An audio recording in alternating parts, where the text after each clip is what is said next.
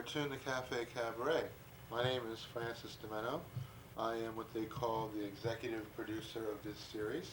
And for this week and the 12 weeks to follow, we'll be presenting vintage archival footage from Tom Blue, or Tom Newell, a videographer who operated in this area from 1988, 89, 90, 91 on. He still shows up every now and then.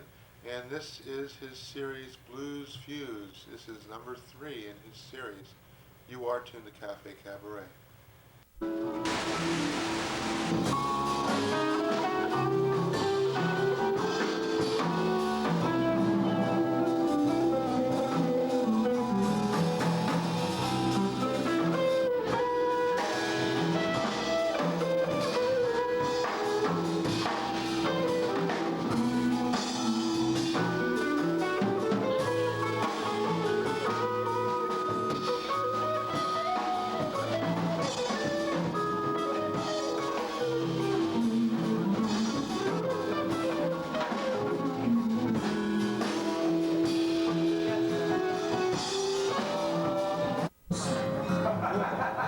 Shit in your life. Listen to this. And then you got some voice you can't even hear. It's like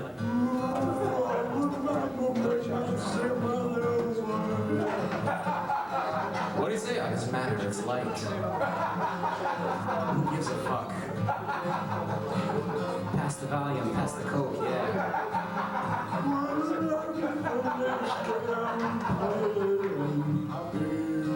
I heard happy. I must be happy. That's good.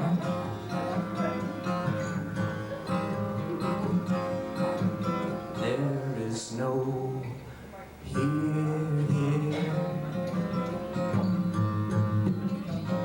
There is no then. There was no now. Just video. We have no parents. We have no you.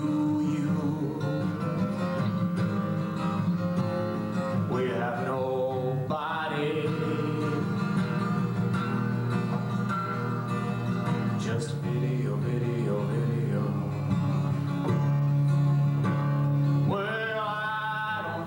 Attention to my life, 'cause it's all on tape.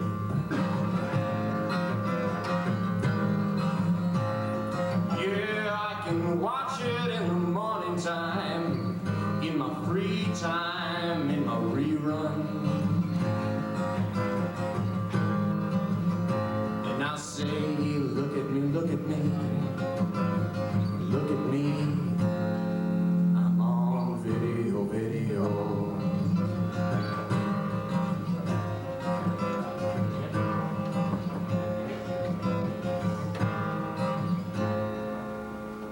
That's all I've got. So I says to the lousy note, oh, hi kids. It's Dick Cap, you're done on the map here. We were supposed to have cartoons for the last 15 minutes of this segment, but Tom Blue didn't get here with the cartoons in time. So what we're going to do is we're going to do the cartoons, but it's going to be your old pal Dick Cap, the dot on the map, to do them for you. How do you like that, kids? I hope you like that. Well, the first one's real funny. You're going to like this one.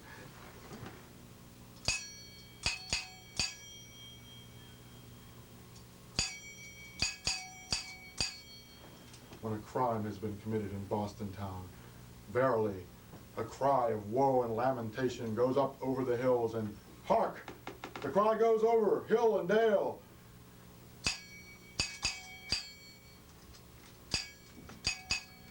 Calling Colonial Dick, Puritan private eye. With a blunderbuss in one hand and a serving wench in the other, he wages an ever-ending war against idolatrous blasphemy in Boston town. Colonial Dick in the case of the stolen pemmican after this. Hey kids, you want to be like Colonial Dick? Sure you do. He's 10 feet tall and weighs 1,000 pounds. Well, you want to be just like him. Here's what you do. You go to that pretty serving wench in the kitchen, That's Mom. And you ask her to buy lots and lots of Colonial Dick brand lard and Colonial Dick brand cran cream corn and all the other fine Colonial Dick products. They'll tickle your innards. Now, back to our show. 6 a.m., March 23rd, 1666. I'm called to the Old North Church on a DOA. Colonial Dick, am I ever glad to see you? There's a dead body in the Old North Church, and I don't know what I'm going to do. Obviously a tourist from Montreal. How can you tell, Colonial Dick? Fur hat, deerskin pouch, flintlock, ear horn. Obviously a music lover. Tried to get into the Old North Church. Bought a ticket from a scalper. What's wrong with that? It was a real scalper. He left this. What is it? Twin-bladed tomahawk. Who do you think could have done it, Colonial Dick? White men don't kill this way. White men sneak up on you fair and square. No, I'm betting on finding the owner of this weapon in Engine Town. What are you going to do once you get to Engine Town, Colonial Dick? I'm going to go up to every one of those stinking, sneaky, treacherous, no-good, low-down Redskins and blow the heads right off of them. Why are you going to do that, Colonial Dick? Because they have no respect for human life. Are you coming? Engine Town! Engine Town! You're going to Engine Town? I'm gonna get out of here!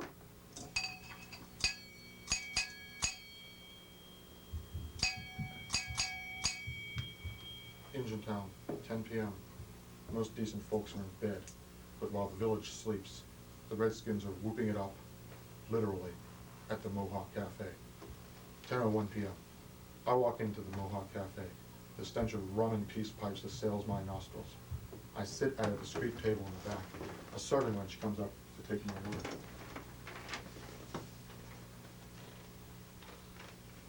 Say, stranger, you're handsome. Would you like to buy rum toddy?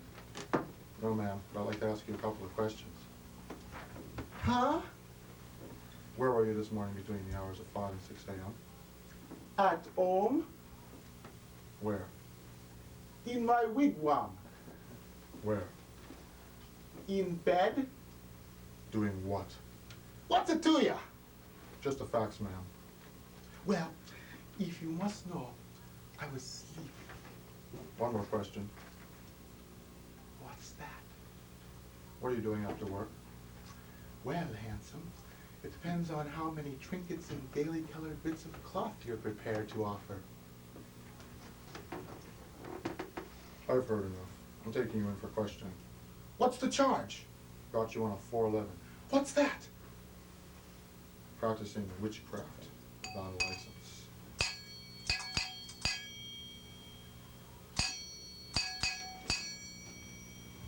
We'll come right back to Colonial Dick right after this.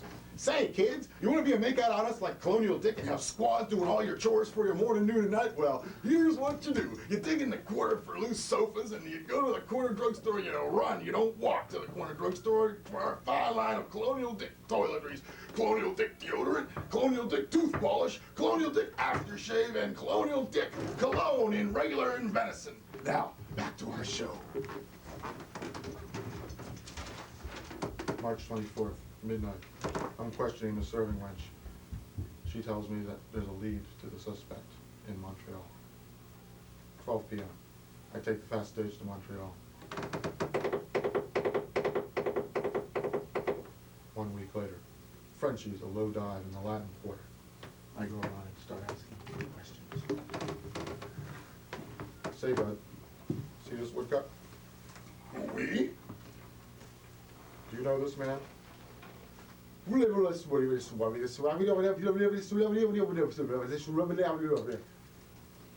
Yes, it is cold in here. Don't change the subject.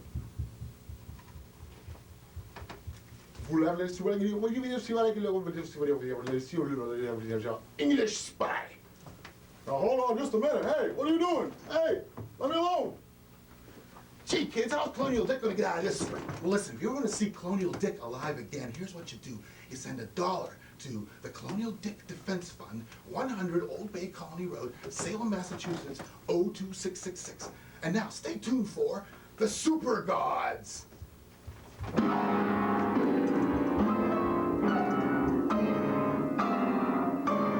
the Super Gods. The Super Gods enter the realm of believers, non-believers, and disciples as they battle for supremacy in a world of fantastic men, angels, devils, gods, and super gods. This week's episode, Chapter 4, by Judas Betrayed. When we last left the super gods, they had fallen into the fiendish trap laid for them by the wicked Judas Iscariot. What do you super gods know about my plan for universal domination? I can see that you already know everything. Now you must be sacrificed. This is a job for Super God. Yes, it's Super God, mild-mannered, omnipotent being by day. When danger threatens and the firmament crumbles, he becomes Super God. Disguised as Jehovah, a deity for a great Western civilization, he battles the forces of evil as Super God. Super God, dedicated to truth, justice, and the Judeo-Christian ethic. And now, back to Super God, but first, this important message. Kids, are you tired of going to the Catholic Church and having to dress up, look like a goon, and put all that their money in that collection basket where you could be going off to the video arcade and playing Super Gods? Well, here's what you do. You tell your mom that you're tired of the sick and fat, boring old Pope in Rome and that you want to move to the slimmer, trimmer Pope Light. And this is what you say to her. You say, Mom, Pope Light is slimmer than the fat Christians that gods worship. No, I got that wrong. You say to her, Mom, Pope Light is slimmer than the fat pontiffs that Catholics worship. Pope Light. Now, back to our show. Super God, where did you come from? I am what I am. All right, Super God, come one step closer, and it's curtains for Mary Magdalene. Do what you want unto me, but spare thou the girl. All right, here's what you do. I want all the gold in the world, Super God, and no tricks, see? No tricks. With a single wave of his magical fist, Super God gives the evil Judas Iscariot his wish. Ah! I said I wanted all the gold in the world, but not on top of me! Ironic. Judas Iscariot was destroyed by his own greed. You weren't really going to let him hurt me, were you, Super God? When Judas threatened you, it was curtains for him. What he might have known if he'd read his good book was that your God is a jealous God. Wasn't that a thrilling example of the super gods in all their glory? Well, listen, I got a couple more commercial messages for you, and we'll be right back at the end of our show, okay? Say, pagans, tired of painting your bodies blue and worshiping oak trees? Why don't you come up to Christianity? Christianity gives you three gods in one. And now I'd like to bring you my friend, Johnny Most, at the fall of Rome. This is Johnny Most at the fall of Rome. The 7 hills of Rome are beginning to smolder. Oh, this is terrible! Here comes Nero. He fiddles and he diddles down the court. Oh, Rome is beginning to burn. This is terrible. Caesar's having seizures. Caesar's having seizures. Oh, this is terrible. And now, My friend, John the Baptist, Vanilla. Friends, do you eat locusts? Do locusts stain your teeth? Try this simple test. Breathe into the shroud of Turin. If it turns brown, you need no locust. The locust eater's tooth polish comes in regular and gall and wormwood flavors. And now back to our host, Dick Cap, the dot on the map. Hi kids, it's Dick Cap, the dot on the map. Well listen, our Popeye cartoon didn't come in, so I'm gonna try to do the Popeye cartoon for you, okay? But here's something else too. I know that a lot of you kids have to read Julius Caesar for your class. Well, you just like pay attention to this show and you won't have to read that boring old piece of doo-doo.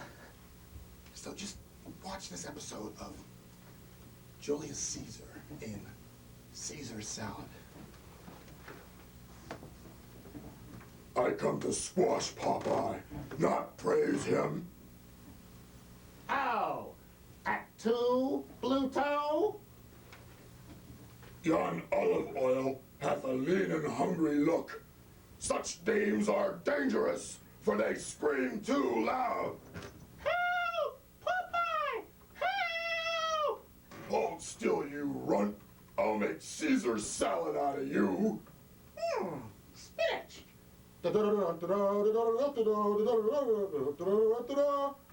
Pluto, lend me your ears that I might make punching bags of them.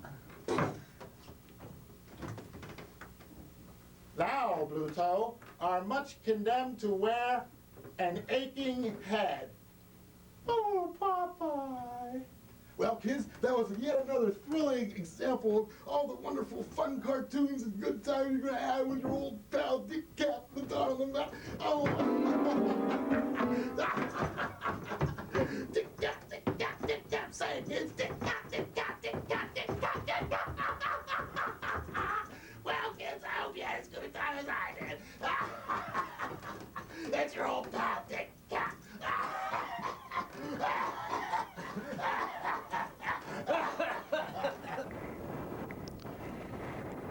That crazy man was Francis DiMenno. And let me tell you, he was really funny. This is a shadow puppet here. You'll really like it.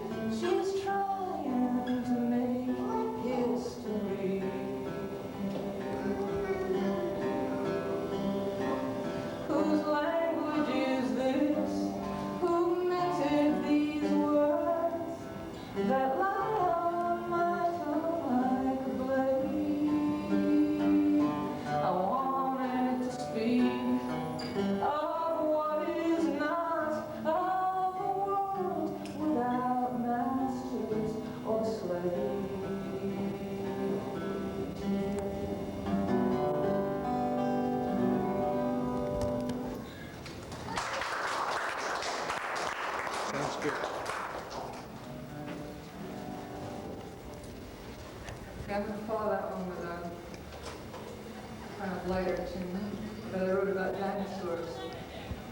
I had an obsession with dinosaurs when I was a kid, and I notice now that a lot of kids do. I like them a lot better than Robot Man or whoever. It's the same concept, right? Huge and indestructible. So this is about dinosaurs.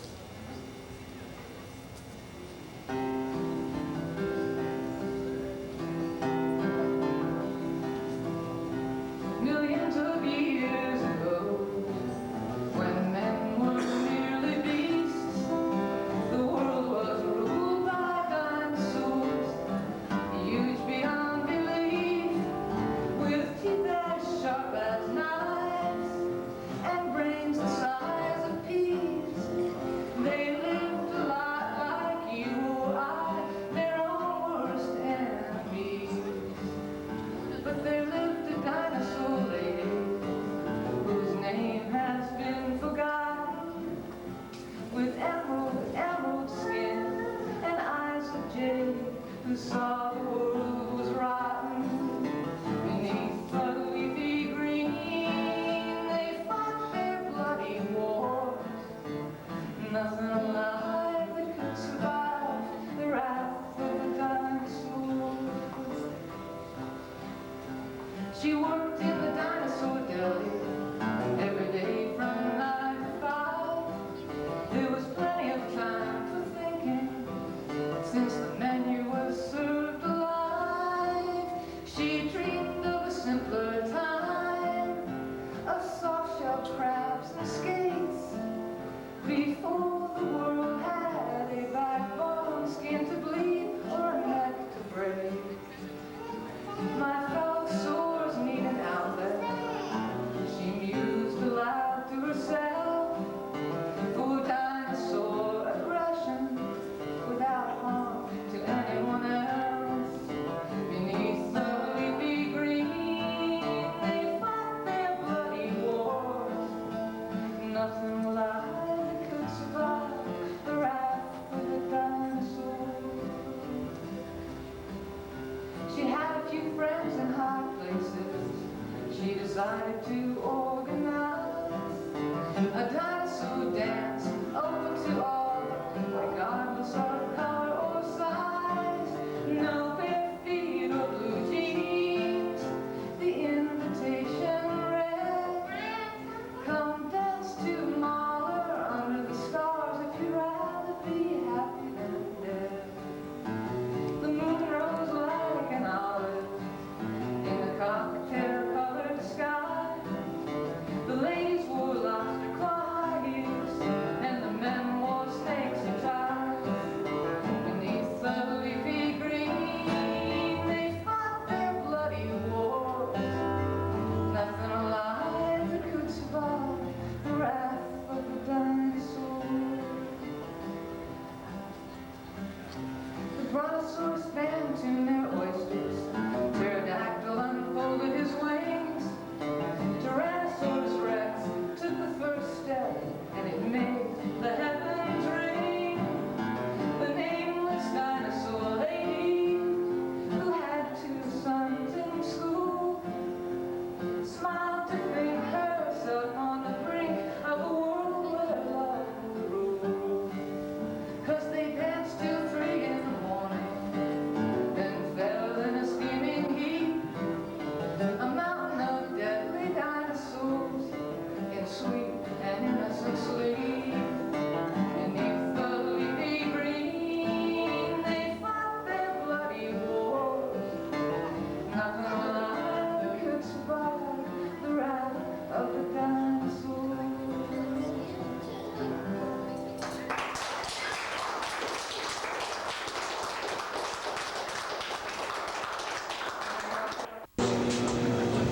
Test. Welcome to Kookaburra's Coffee House. We have a real special treat tonight. So I have a number of special treats, but this is going to be a wild one. Don't light your candles. We need the dark. These lights are off. Okay. I'm just going to give a pre-introduction, and the people coming out will introduce further. This is the Free Theater Collective, a modern theater cabaret assemblage, songs, poems, and drama in small doses. So please welcome them.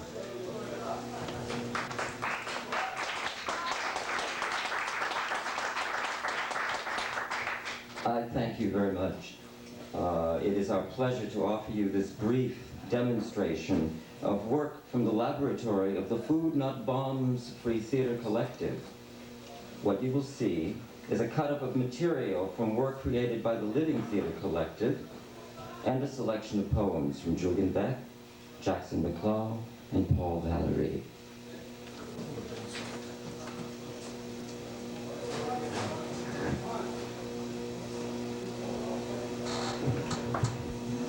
Julian Beck, The Life of the Theater. 17. Being vertical, rising upwards, homo erectus. This act of standing up, rising, is an act of defiance of nature.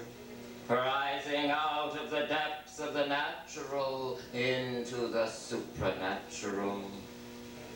The work of the world is the shaping of nature to resolve the problems of being which are submitted to humankind by the universe, and not to bow down, not to submit to the hierarchy of the elements, of scarcity, of death, not to be the abject subject of nature's oppression, violence.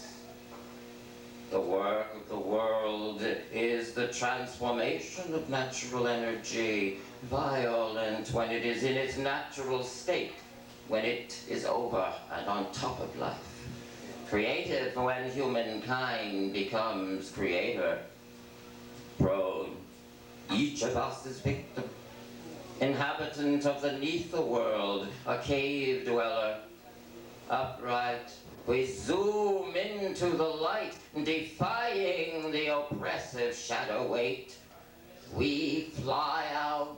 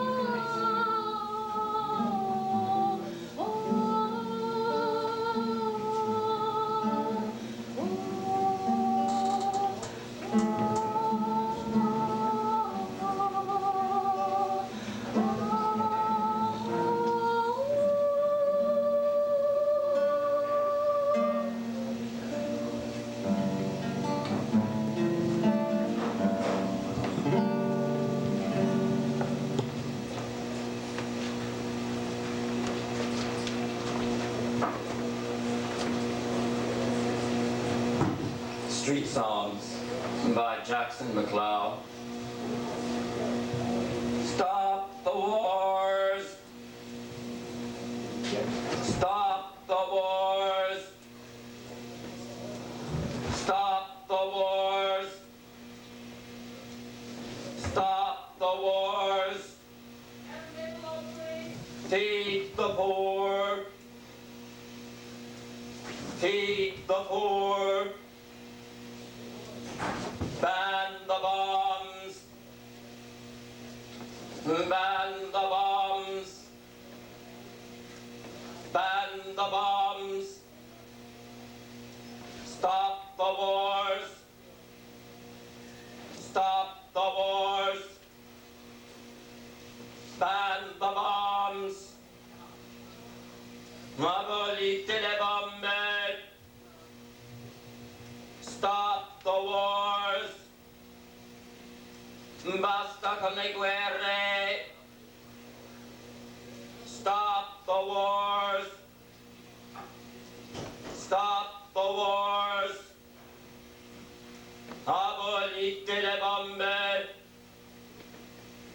Ban the bomb! Feed the poor! Stop the war! In Nicaragua! Stop the war! In South Africa! Stop the war! In the Middle East! Change the world! Change the world! Cambiate il mondo! Change the world!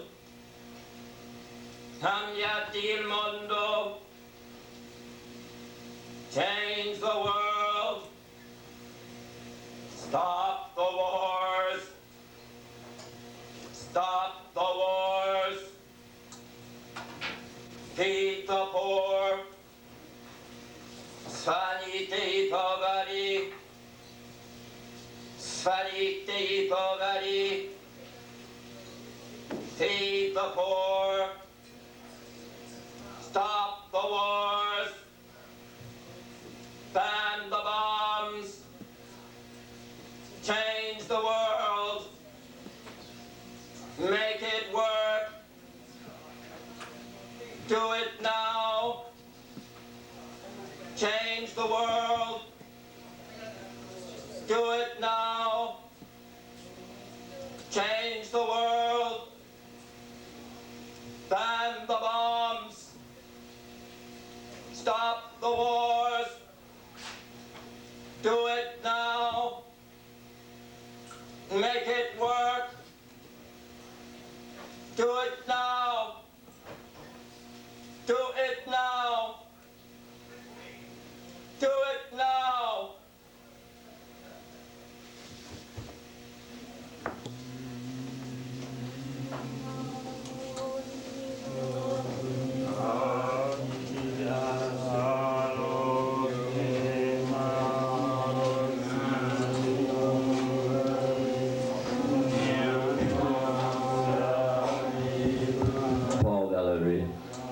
Asides.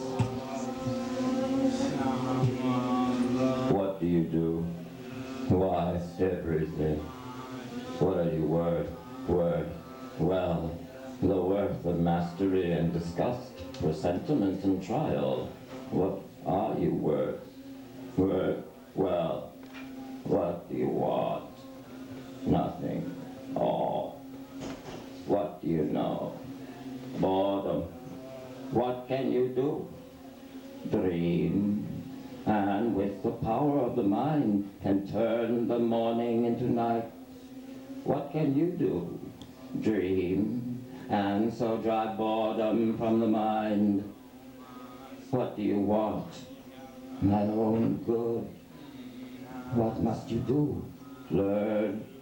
Learn and master and foresee all, of course to no good. What do you fear?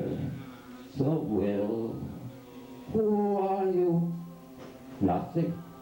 Nothing at all. Where are you going? To death. What will you do there? Die. Nor ever return to this rotten game. Forever and ever and ever the same. Where are you going? To die. What will you do there? Soon be dead.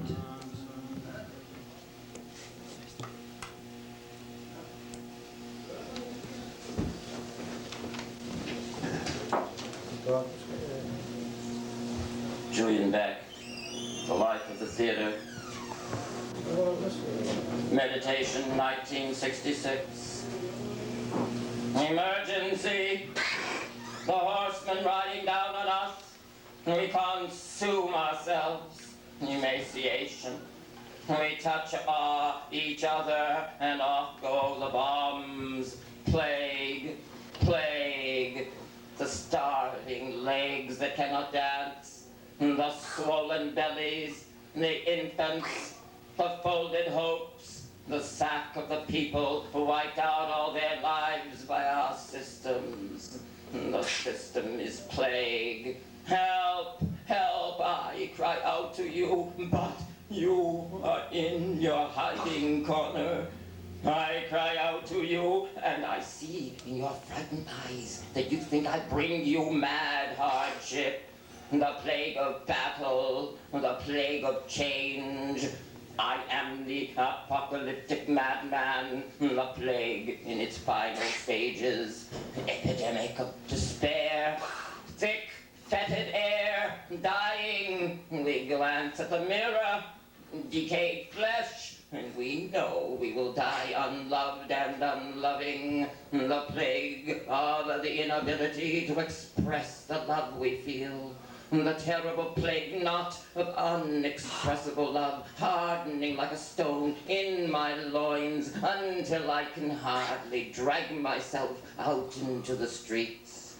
Paralysis, plague, the police, enemies, targets, war plague, the torture instruments of imperialism, infested sores, plutocracy, dynasties, power plagues, water plagues, plagues of factories, emergency, emergency, plagues of complacency, of complicity, of aristocratic manners, plagues of cleanliness, shit, placebo theater, poison theater, submarine mallets, assault by party banter, enameled intellect, plague on the black man, exploitation, condescension, reprehension, debility, debacle, poverty, blunder.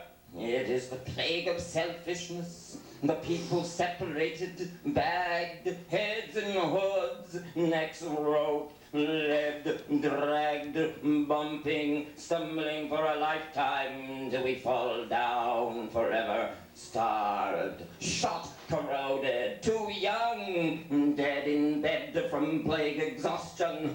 Once supple, now cracking, unfinished, warped like old planks, unused, splintered, dead, misery! We know all this. This is daily life. That we do not see it and cannot see it as we are. That is why it is an emergency. We apply the word emergency to times when it speeds up. We are in such a time.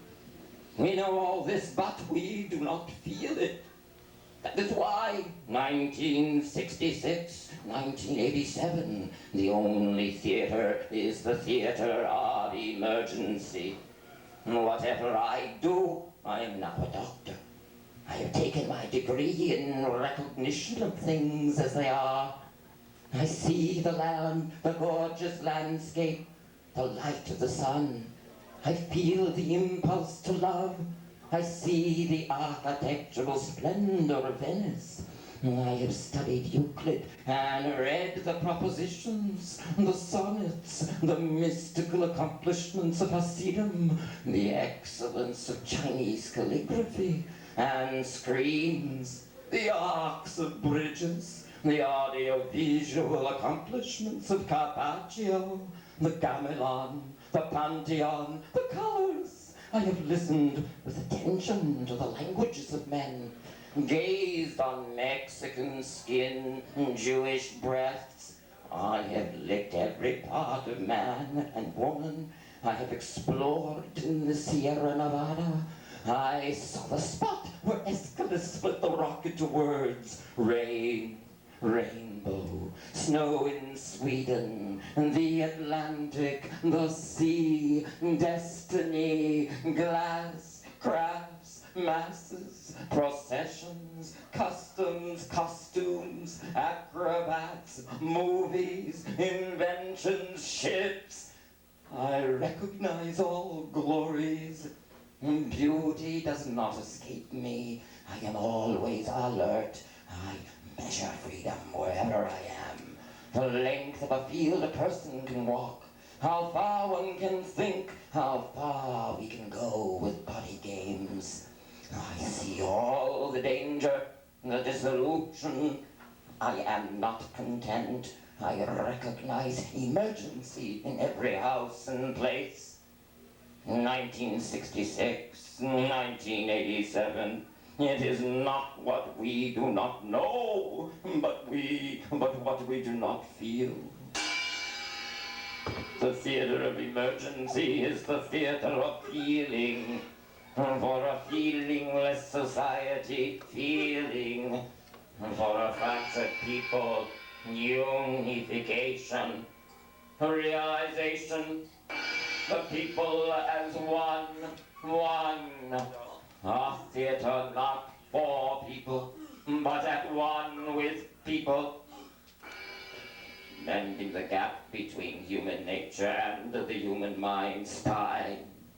We know what class hatred and race hatred are, but we can't get ourselves to really do anything beyond petty liberal gestures because we don't really feel what we believe. To change the world, the theater of change, of emergency, of feeling. When we feel, we will feel the emergency. When we feel the emergency, we will act. When we act, we will change the world. A theater of action. My vocation is the theater. My life is in the world. Therefore, a theater of world action. Art is not a profession, but a path toward truth, both for maker and spectator. Ashit Murkashi Tantra art. You cannot separate anymore. That way is over. The plague of separation. You cannot speak of change and remain unchanged. Therefore, what you indicate on the stage, you must live. Otherwise, it's all invalid. The plague of lies. Art has anti-lie. That may be the only valid function left for it in this emergency. The theater of emergency. Feeling. Change. Action. None does the lie that spectators are dead by proving them active. The spectator becomes performer. The theater becomes life. The emergency is the truth.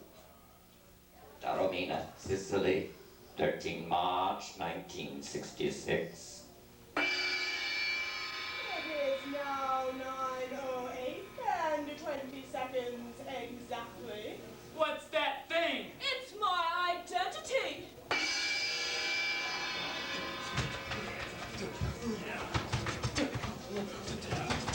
Yeah. It is now 9:08 and 20 seconds exactly. Can I have it? Did you work for it? Yeah. Yeah. Gee. Yeah. Gee. Yeah. Gee. Yeah. Gee. It is now 9:08 and 40 seconds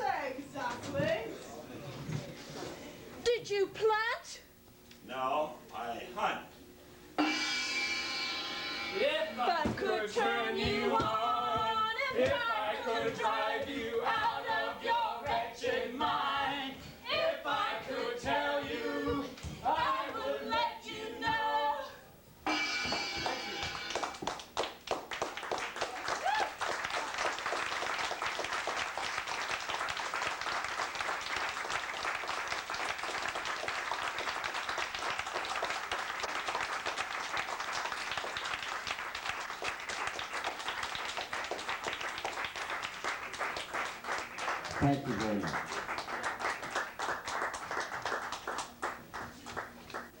Let's have a hand for these people.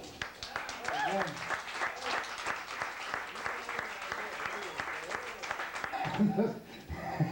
In the wings, the wings. It was a great pleasure. Thanks. Of course, the guests get to go first. 77% said that they would be with people they know. Pretty optimistic prognosis there, considering. What kind of people? The local bookie, does he get to go to heaven, or does he get cheated, just as he swindled others? 74% said there'd be humor in heaven. Well, you can tell this isn't heaven, there's no humor here.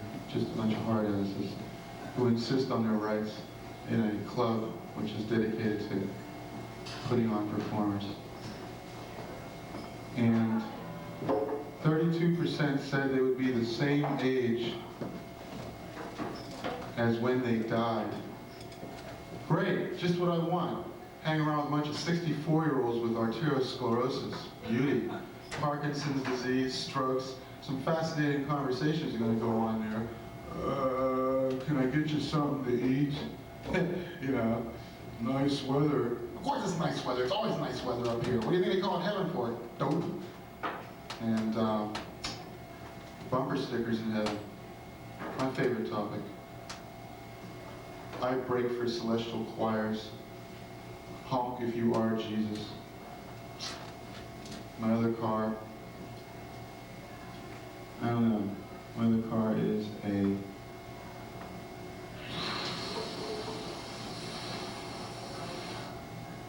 I don't know. Some help? What would the other car be? Would there be cars in heaven? Or do they have mopeds? Bicycles? Bicycles. Bicycles, all right. Yeah, solar powered. Or maybe that's hell. Is it already this time? Nobody wants to be first. But you know what they say in the good book? The last shall be first, and the first shall be last. And never the twain shall meet. All right. All right. How about Booth Tarkington, the anti-Mark Twain? Jeez. Suffer thou the little children to cross against the traffic light. For as ye do unto pedestrians, so I shall do unto thee. When a woman maketh a left turn signal without putting on her signal light, forgive her. Even so shall the traffic cop forgive thee. Woe unto ye drivers of vans. Just as thou hast obstructed our vision, so shall we obstruct thine, when before our Heavenly Father we sit. Could this actually be the first performer of the evening? Joe? He has to do a repair. You mean Gag's not first? Well, how about Gags? Is he going to be first? He's the only one that hasn't had to do the signing sheet. Wow. He wants you to do 20 minutes, Francis. 20 minutes? Shit, I can't even do 20 more seconds. But, oh wait a minute, I did have an interesting concept. What if you took an aardvark onto an airplane and let him have the window seat? For the 45-minute flight, he would be doing this against the window. You know, people like ants, that sort of thing. Oh well. It's just one of those little ideas you have when you're like drunk, stoned, had no sleep in 3 days.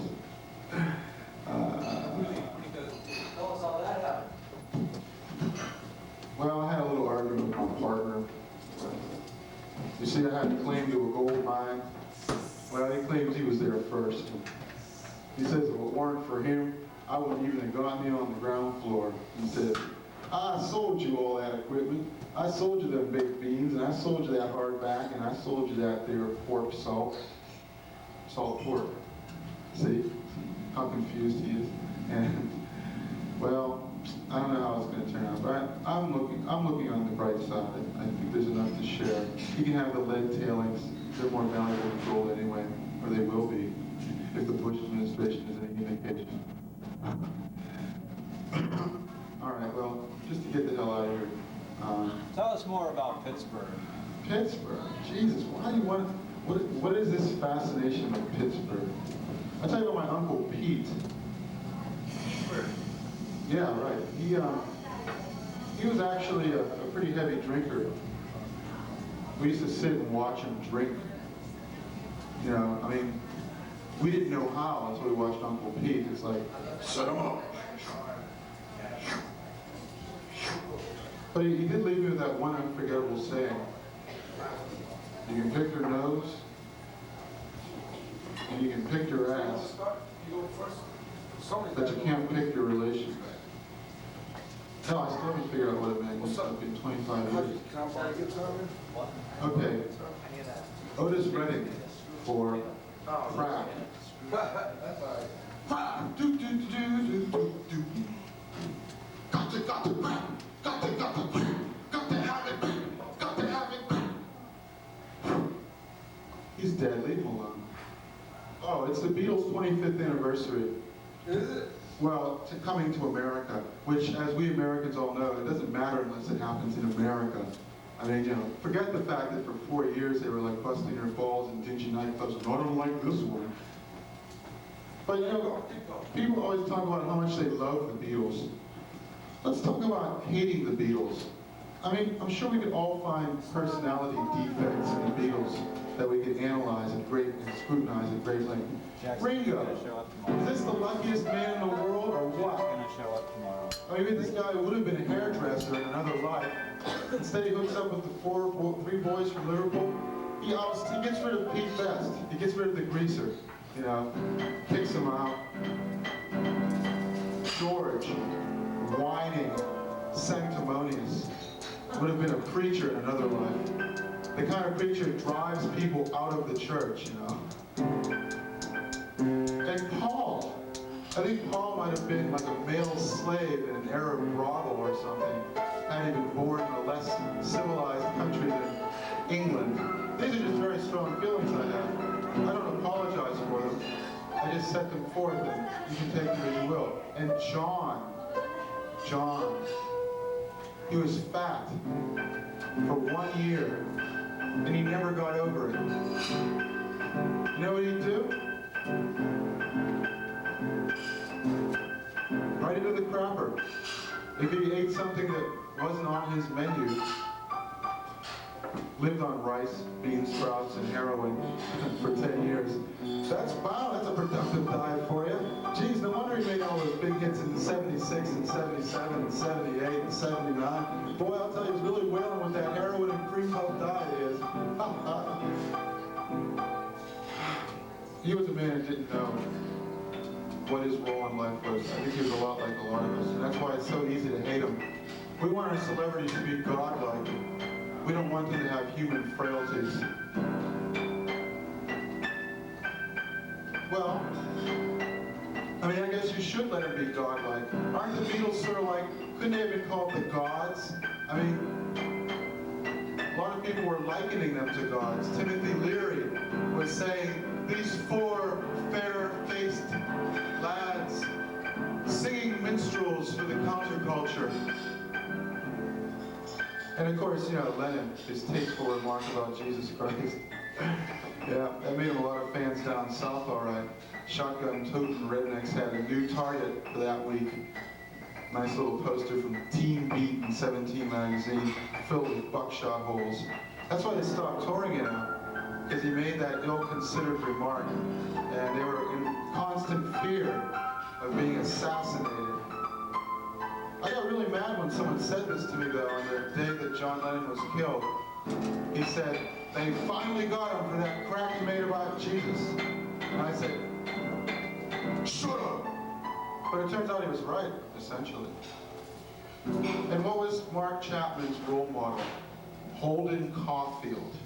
Great man. this fucking neurasthenic 15-year-old who like drinks too much coffee and blows cigarette smoke in the faces of nuns. Boy, what a role model for me.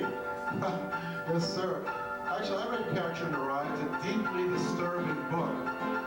Nobody under the age of 16 should be permitted to read it. It's practically pornographic.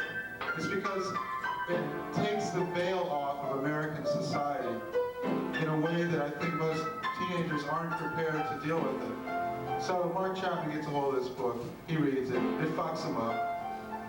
He goes out and shoots somebody. One Bible gets replaced with another. And you know what his confession was? He had a copy of Catcher in the Rye and he wrote on the title page, "Read this book and you will understand everything." Can you imagine the deposition that came out of that? 176 pages. Listen to the White Album sometime, and you'll see that most of the themes are religious. But essentially, the three major themes of the White Album are worship me or perish, and I have been gone from my lover, but now I am returned. And the third major theme of the White Album is self-pity, awash in a sea of drugs, floating on a myopic cloud of bliss. The brave multimillionaires assail those people who are foolish enough not to regard them as God. And a prime example is, everybody's got something to hide except me and my monkey. Your inside is out, your outside is in. Your inside is out, your outside is in. So come on, come on. Come on, let's get together. Come on, let's get together. Come on, let's make it easy. Come on, let's make it easy. Make it easy. Make it easy. Everybody's got something to hide except for me and my monkey. I'm not quite sure about the monkey. Yeah, I think it was Yoko Ono who was being referred to. I do believe that the British press at the time characterized her as looking like a monkey. Standard racism. There's the monkey. There's our opening act. Why, it's none other than the famous Watermelon Swim. How famous is he? And let's hear it for Honor Havoc here. Come on now. Oh yeah, well, mustn't forget the little lady.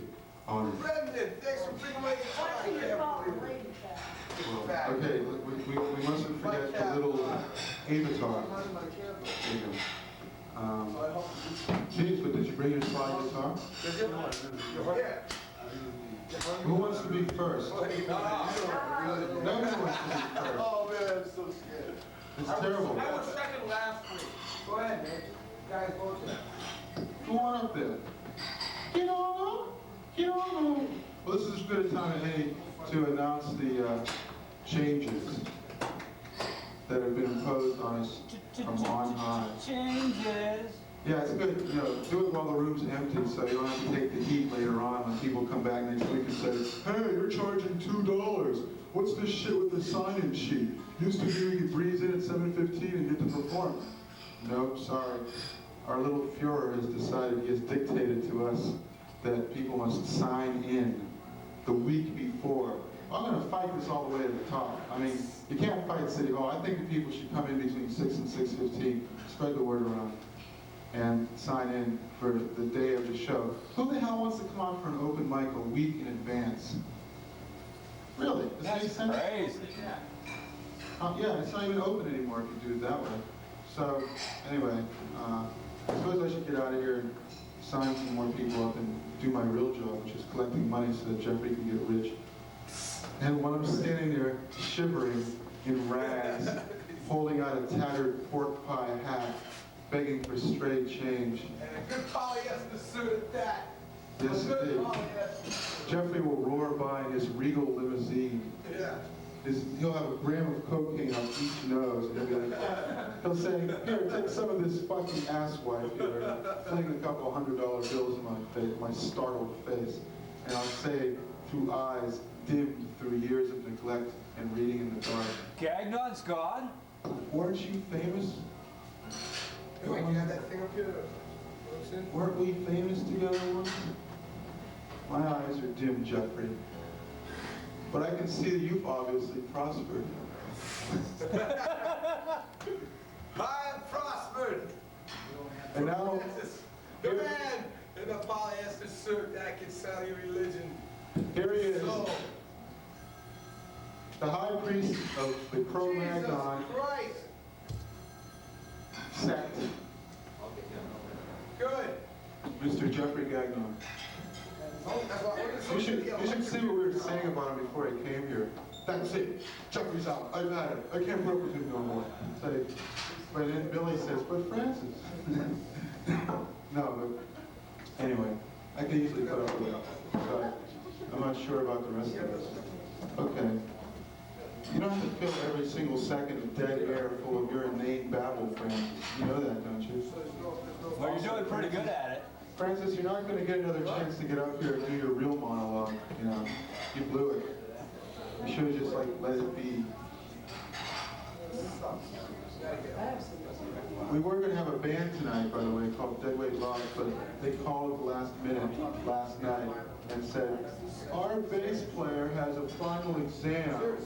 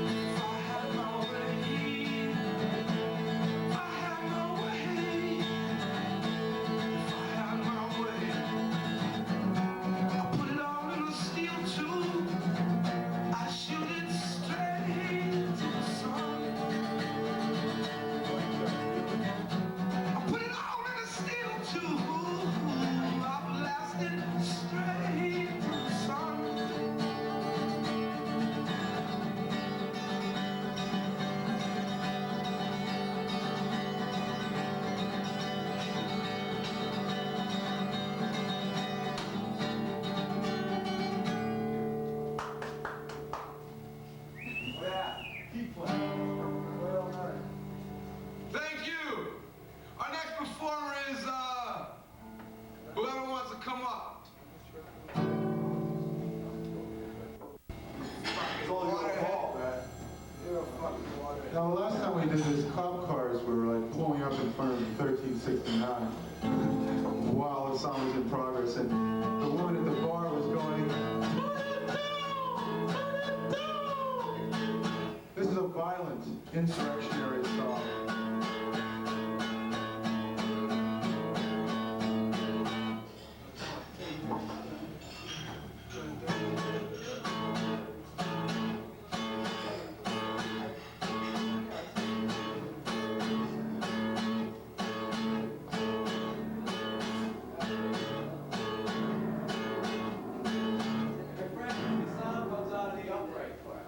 Thanks. All right, we ready?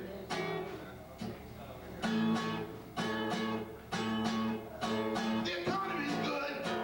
There's no bad guys. Fight the cops! Fight the cops! Fight the cops! Yeah! The economy's good. There's no bad guys. Fight the cops! Fight the cops! Fight the cops!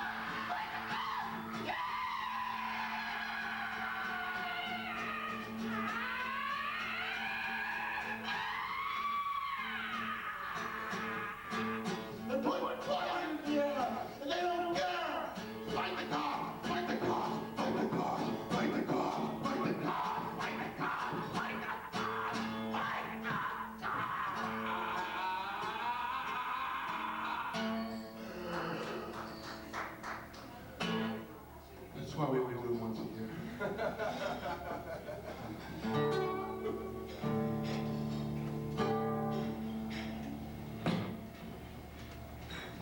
Okay, don't worry, Cook. He's okay.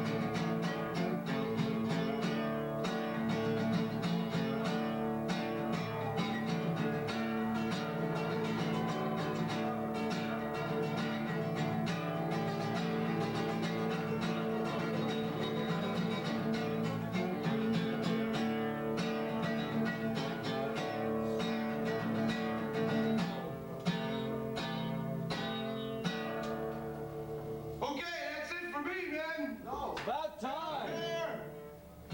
Pelvic thrust goes on first. Ready? No, I'm ready. Jesus Christ, is that all anyone's concerned about in this fucking world? Just drinking beer. Okay.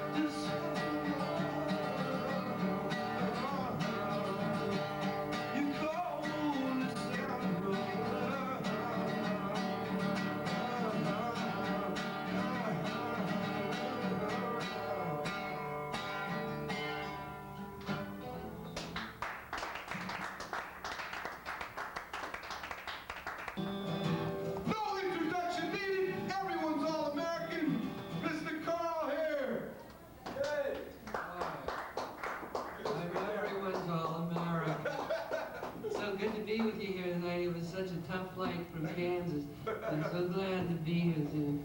I'm the guy who plays the songs that have anywhere from 2 to 4 chords. The young girls cry. Yeah. This is a song that I wrote a couple of days ago. In fact, both of the songs, what I'm going to sing tonight, I wrote a couple of days ago, which is why I got the words here right in front of me. So it'll be a short experience for you, so I guess I need a drink. This is called Circus.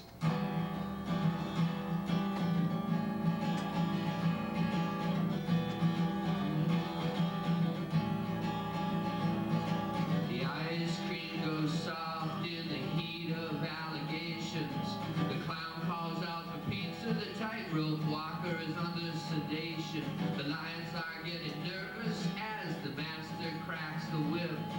The fat lady slurs her way upon this sinking ship. It's a roly-poly way to run a circus anyway. The wagons don't move, the wheels are square. Even the blind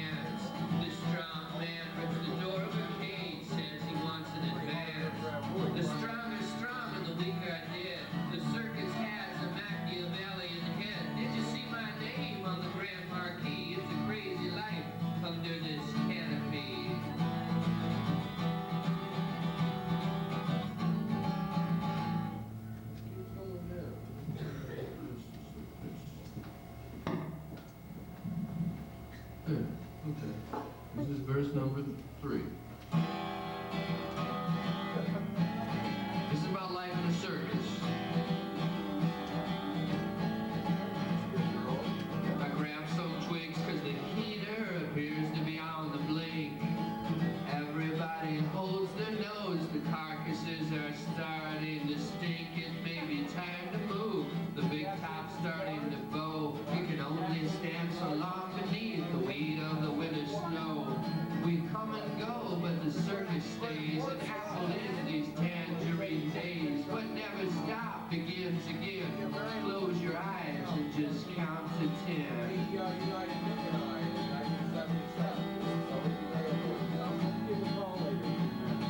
The ice cream tastes sweet as it melts into your blood. The clapping grows like giants who floated like a flood.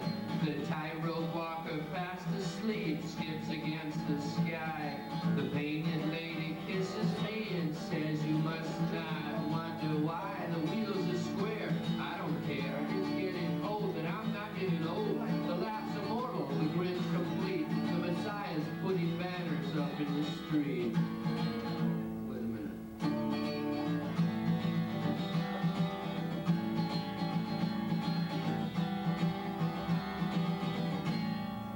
Sorry, I missed so many chords. That's okay!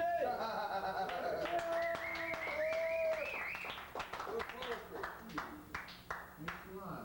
But you gotta stop encouraging lepers to put their fingers on other people. If you don't like it, don't clap.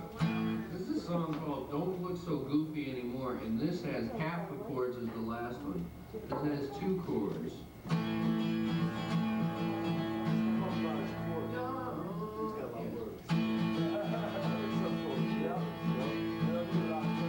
Don't look so goofy anymore. You got that demonic look on your face when you walk in the door. Your eyes are full of razor blades. You think you're Frank Sinatra's whore. Something ultra sinister. I wish you'd see a minister.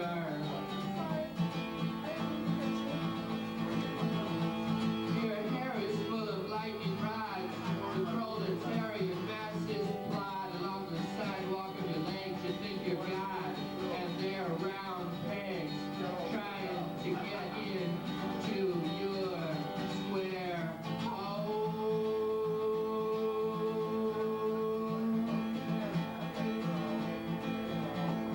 A mole can see more than you do. You think your looks let you play through to the 18th fairway, but you're on the stairway to the Macy's of hell.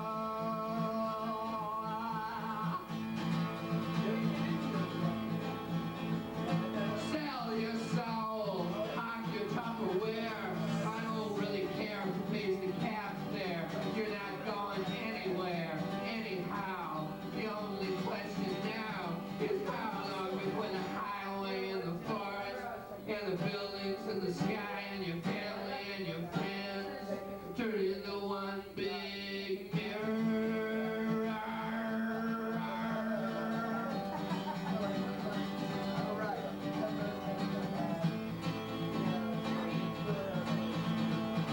Don't look so goofy anymore. You got that demonic look on your face when you walk in the door. Yeah. Hey!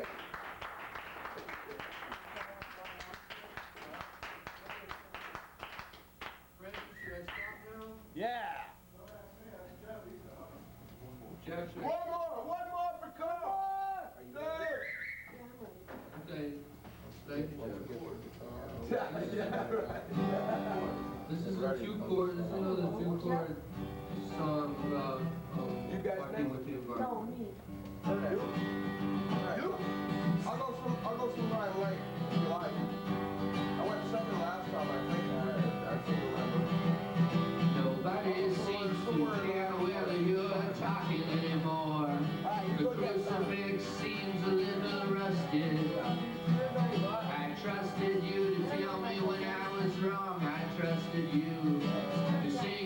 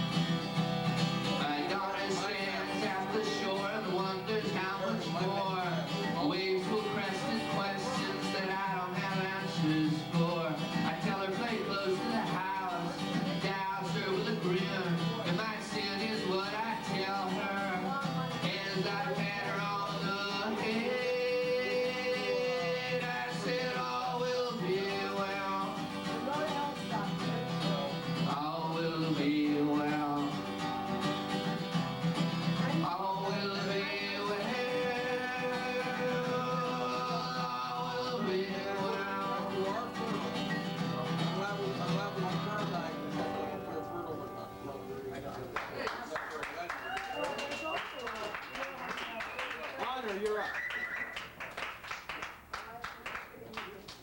Can I get my pen back? I will. No. Okay, how about a big hand for Carl here? Yeah! Thank you very much. Coming out here to J-Gag's Big Black Book. Y'all have to sign a waiver now if you're going to play on stage, because y'all on TV.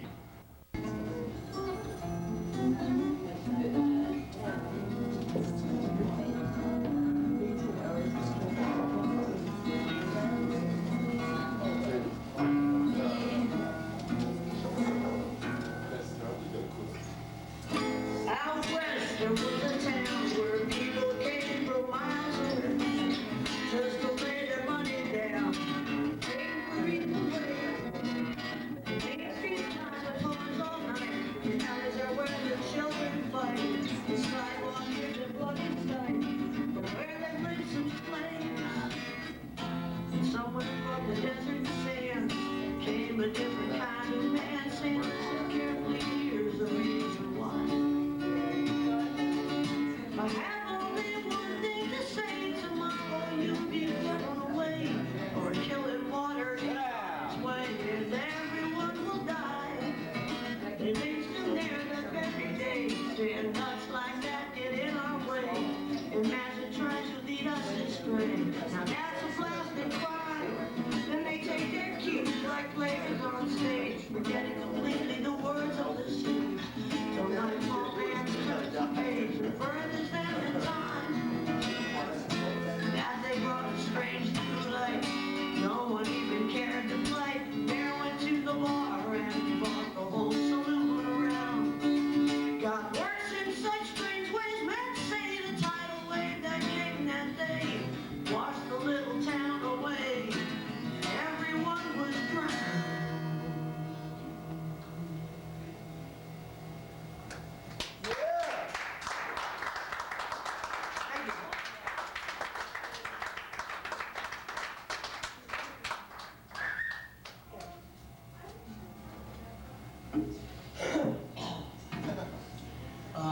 Hungry feeling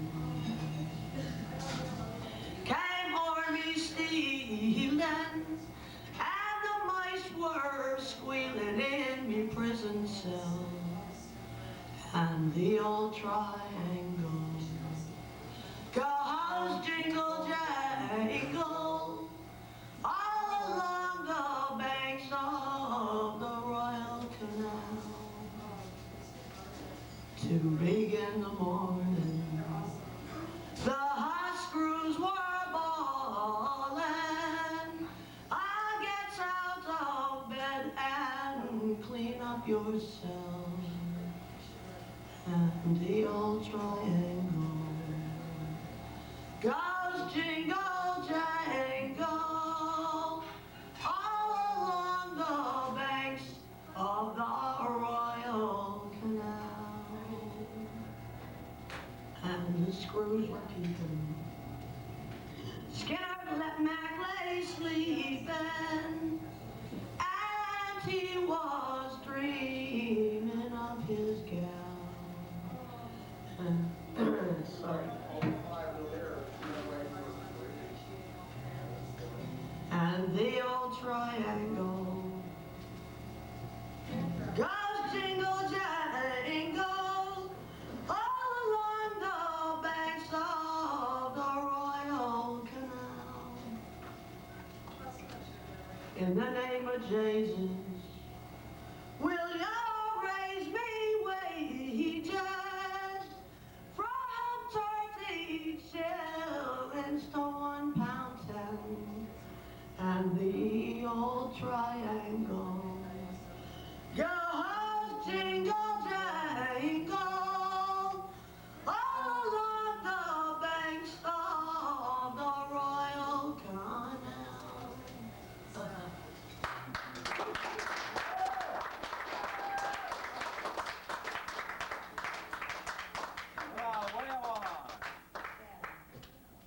Rave on, you crazy! Come on, Jeffrey. Let it out.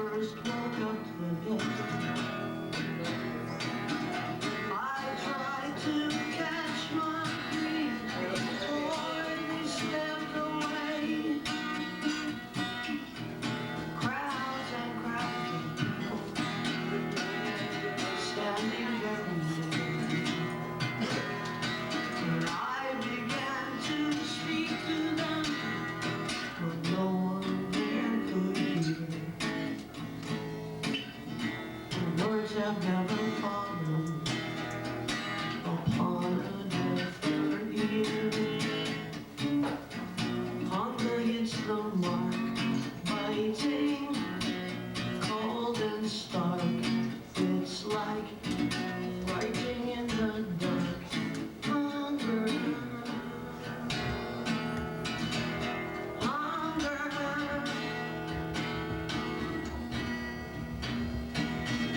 I think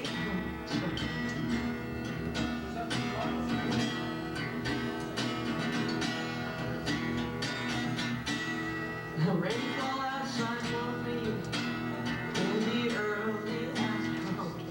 I'm sorry. You should. We don't know the words. Skip it. I did this song last week.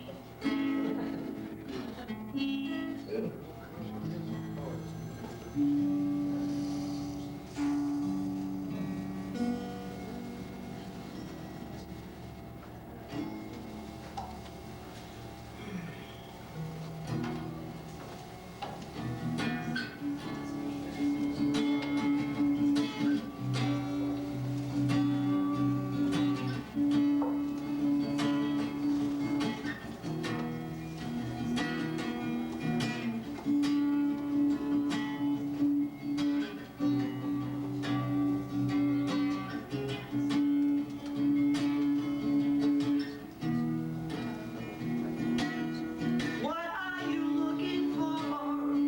What have you lost? You seem to be searching, and that's why I've asked. Down on your knees with your face to the floor. Maybe you're mine, but I think it's much more.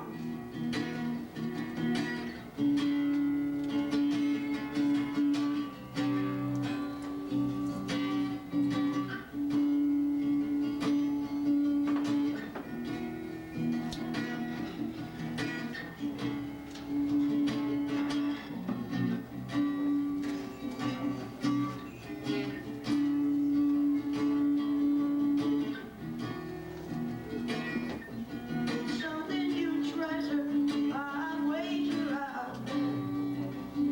I can tell as I watch you get covered with sweat. Watching you like this doesn't put me at ease. Is there something missing, or am I being teased?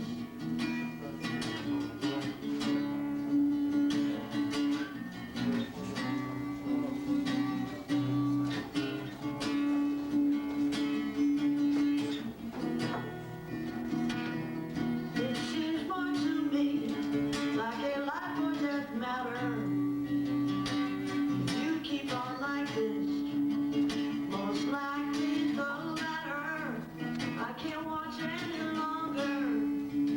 I've watched much too long. And surely you prove, as a soul, you're so strong.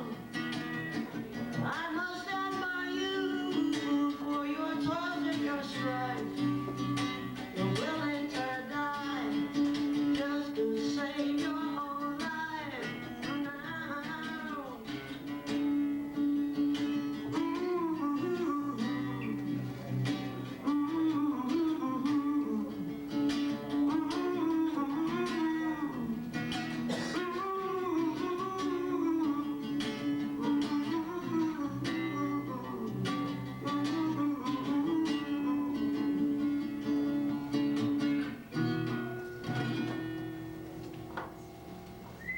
Thank you.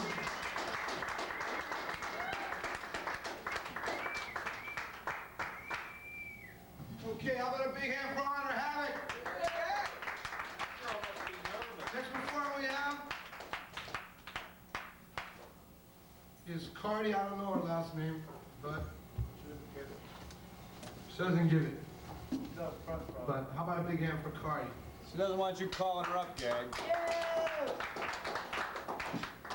Yep.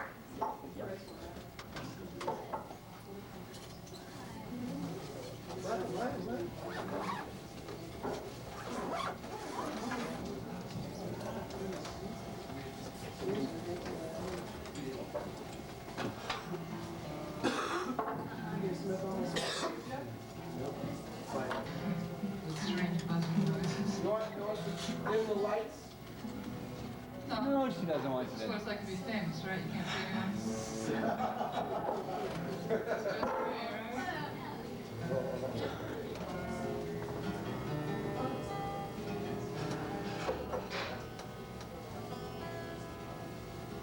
Okay, no, I can't latch onto the titles. So this doesn't have one.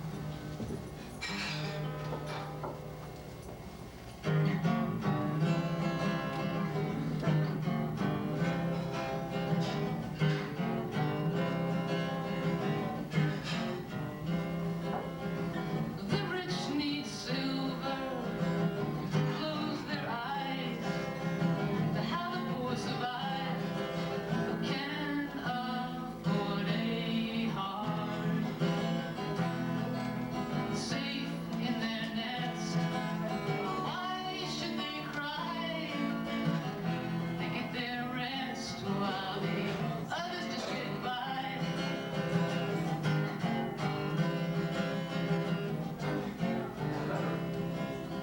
Well, it isn't pretty, it's just a fact.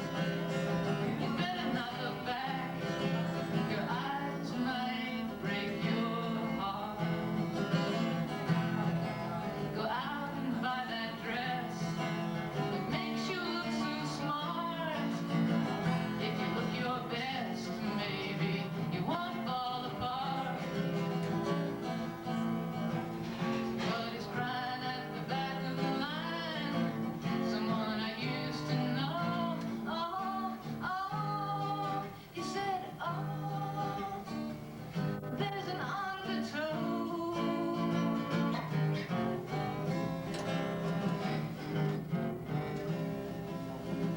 Which one's a lady? Which one's a whore? I can't tell anymore. Each one plays her part. They made their move, but they had no choice. What do lips prove when they don't have a voice?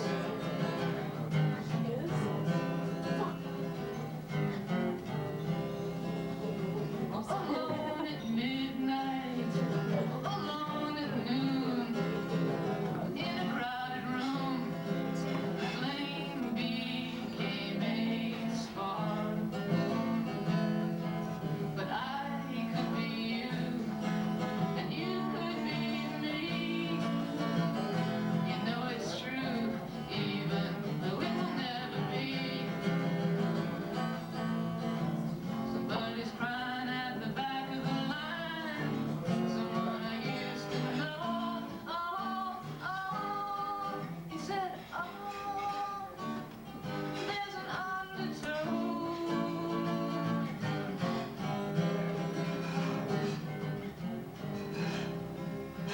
It's easy to love, well, the chosen few, it's what you're supposed to do. One man fits the part. Do you believe the face or the feeling? Tied in his arms with my eyes on the ceiling.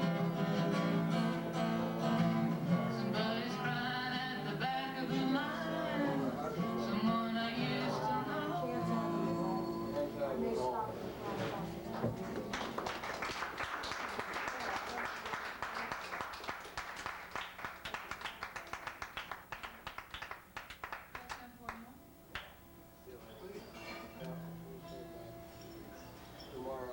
This one's 50 cents to finish.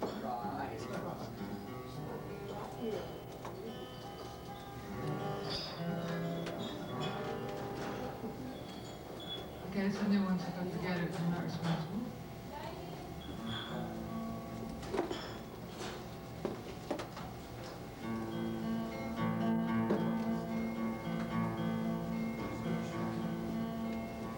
Can you avoid the question? Your heart can't escape. You know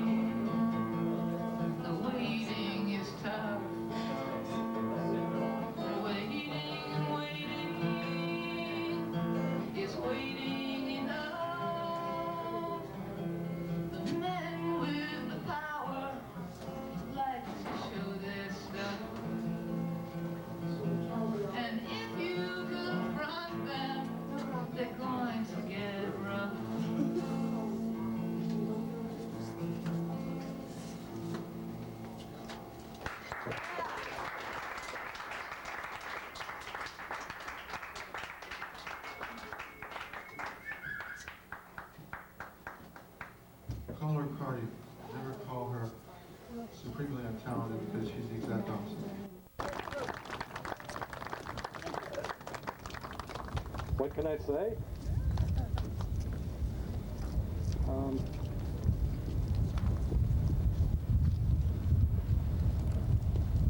I want you to know that the paper's green that I wrote my notes on.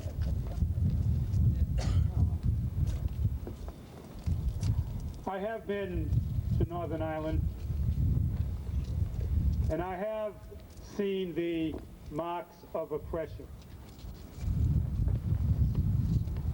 I have been in the courts,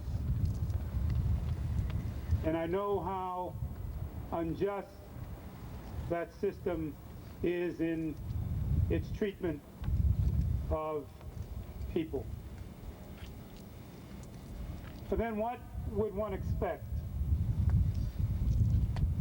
Because one of the things that I have come to learn and understand, and I witnessed it just recently in the West Bank and in Gaza, and that is, the issue is what happens when one becomes a conqueror and when one becomes an occupier of other people's lands. What we learn is that it is a very dehumanizing process, that both are dehumanized, and that as you witness the kind of treatment, the injustice, and the levels of oppression, you understand very clearly why some people believe that the answer is to take up arms. But I think it is important that we understand that taking up and using the methods of the oppressor only leads to one becoming an oppressor, and in so doing loses what we get when we take the high ground as exemplified by both Gandhi and Martin Luther King Jr. And it seems to me that we have that capacity within each and every one of us to move in that direction.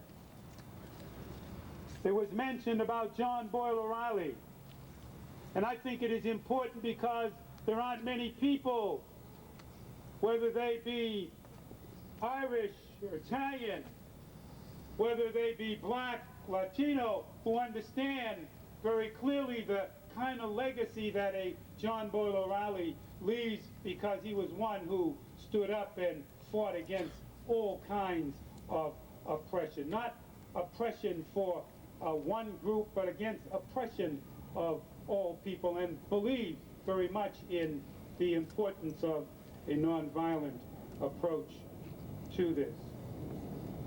Now, I am here because I understand very clearly that when one person is oppressed, then it leads to the oppression of all people. That when one person is not free to live and grow in dignity, then it means that no person can be assured that they can live free and to grow in dignity, to be their creative and natural self.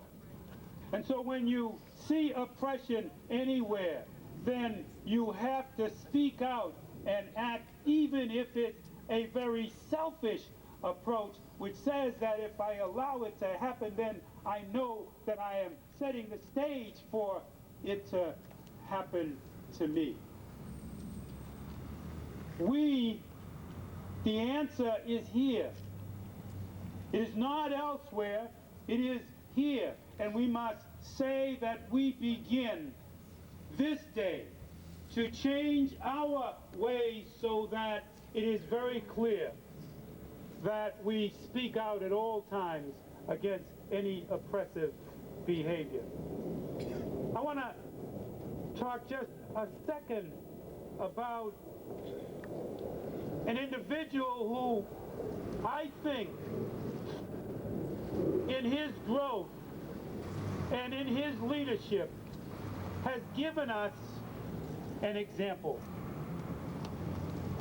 And I want to talk about Jesse Jackson. I want to talk about Jesse Jackson, a human being who, after his unconscionable remarks, when asked if he would stop calling people names, said, yes, but it is more than about whether we call each other names and stop doing that. It is about whether we affirm each other, whether we can affirm each other. And I thought that that was the most significant remark that was made in the campaign in 1984. Because as we are here, isn't that the issue in the Middle East? Do Arabs affirm Jews? Do Jews affirm Arabs? Isn't that the issue in Ireland, in Northern Ireland? Do Protestants affirm Catholics? Do Catholics affirm Protestants? Isn't that the issue between men and women, between people of color and people who are white? It is extremely important that we understand it is about affirming each other and a belief in the dignity of each and every person and their rights. But Jesse went on and did something else which I think we need to understand. He was able to atone for his deeds. Atone. Do we have the capacity to atone as a people? Can we get the British to atone? And wherever any nation or person has been wrong, can they atone? Because it is again a very important statement, because the word atonement means at one man, to be at one with others. And if you can be at one with others, then you can affirm and understand them. And then before millions of people, he asked for forgiveness. And for me, that is significant because it says that he has the capacity to forgive. How are we going to turn the situation around, whether it is in Central America, South Africa, Ireland, Northern Ireland, the Middle East, unless people have the capacity to both forgive and to ask for forgiveness? Failure to do so only means that in 10 years and 20 years and in 40 and 50 and forever, our children, their children's children will be arming themselves, when in fact we, as Fanon says, each generation out of relative obscurity must fulfill its mission or betray it. Our mission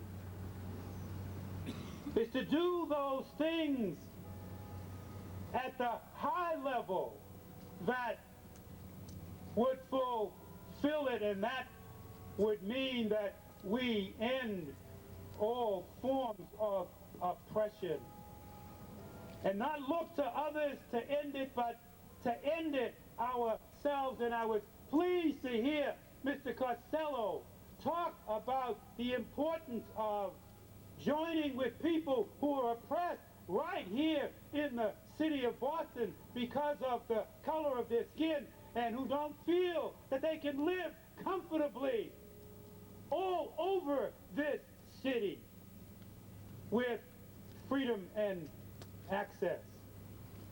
And so if we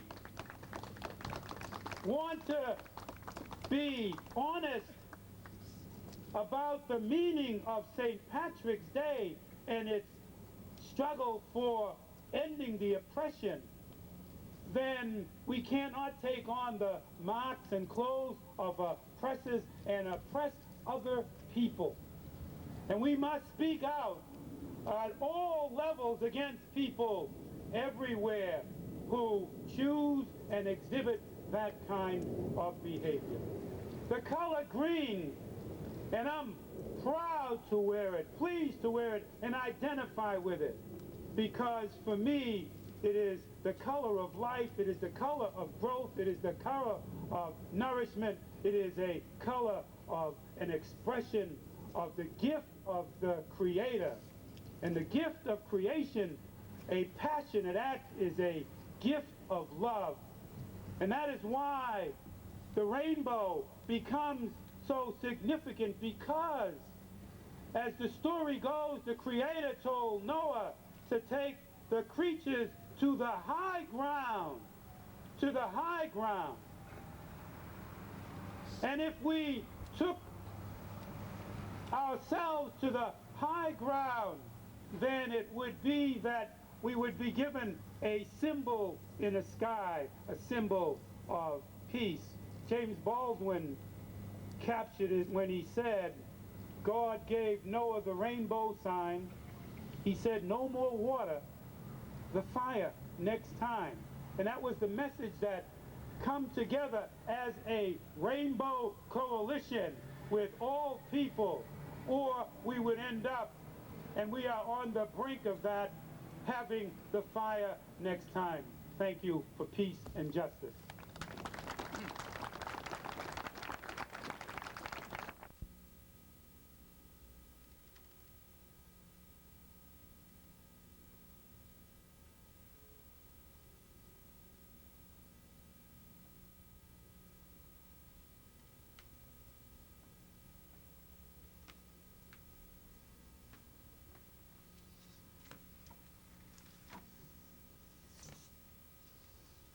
Well, that's quiet, isn't it? Well, this is Blue Video again. And we like to say some things. The stuff you see up here is a little bit of video feedback. It's interesting. We'd like to thank all the people that were on our show tonight. And we'd like to tell you, if you have any comments or any other things that you'd like to do about this television show, you can contact me at 864-6979, or you can come down to Joseph's Bakery on the corner of Brookline and Massachusetts Avenue in Cambridge, where I sit and show videos a lot.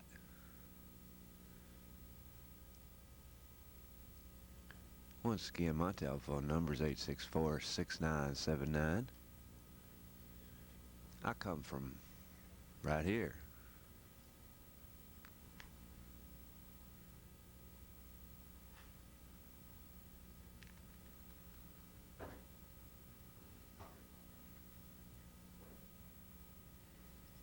Now, the Surrealist group in Sweden says, abolish the police and the military.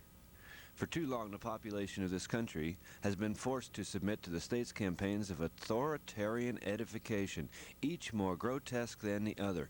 The latest of these spectacles, the anti-violence campaign, is now before our very eyes. This campaign, aimed at strengthening everyone's already too powerful inner police, which in turn is founded on feelings of guilt, can be countered only with violence proportional to the arm to the teeth spiritual repression known as contemporary civilization.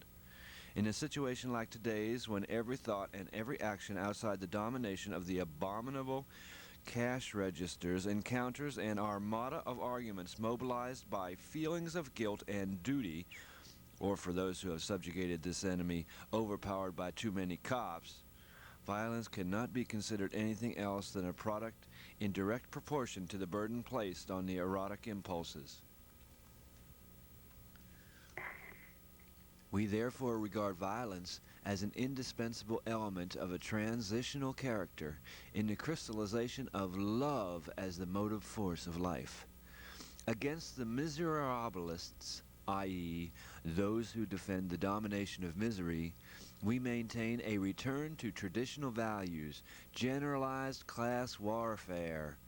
Human desire and madness, however, despite the state's campaigns of harassment, make their presence felt every day and every night on the street corners, in the factories, in school washrooms, and yes, even in banks, retaining their power to laugh in the face of the degradation of everyday life. Nobody can deny that surrealism exists precisely to generalize and deepen these moments. To put an end to this order once and for all, we demand immediate abolition of the police and the military, arm immigrant youth, dissolve the family, secure your future, break school discipline, subvert the work ethic, abolish wage slavery, disrupt the anti-violence campaign. These people are real lunatics. This is the surrealist group of Sweden. My, what pretty pictures we have. We'd like to thank particularly some people in this thing. Jimmy Infantino leads off with a song that he wrote just for me, or in response to me. It's very difficult. Hey, now listen, there's a great thing going on. One is J-Gag on Wednesday nights. Also on Wednesday night over in Boston at the Primal Plunge, someplace on someplace over on Brighton Avenue. The Primal Plunge is a coffee house headed up by Egal Naddle. Listen, we hope to see you the first, running around in Central Square. April 1st, that is. Even in the rain. I'm telling you, folks, if you don't come out in the rain, you won't come out when you're needed. So you come out. Catch pneumonia with us. Let's flood the hospitals with pneumonia patients. All right? You can dig where it's coming from? So can I. MIT, Harvard. Would you please use your knowledge for the betterment of the population and not for the aggrandizement of your deep, deep pockets? This is a request, not a demand, simply a request. We love you.